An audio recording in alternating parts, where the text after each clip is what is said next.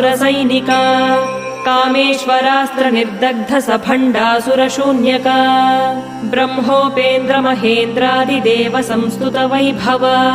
हरनेत्राग्निसन्दग्ध काम सञ्जीवनौषधिः श्रीमद्वाग्भवकूटैकस्वरूप मुखपङ्कज कण्ठाधः कटिपर्यन्त मध्यकूटस्वरूपिणी शक्तिकूटैकतापन्न कट्यधोभागधारिणी मूलमन्त्रात्मिका मूलकूटत्रयकलेवरा कुलामृतैकरसिका कुलसङ्केतपालिनी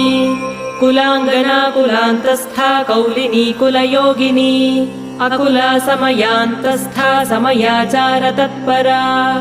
मूलाधारैकनिलया ब्रह्मग्रन्थिविभेदिनी मणिपूरान्तरुदिता विष्णुग्रन्थिविभेदिनी आज्ञाचक्रान्तरा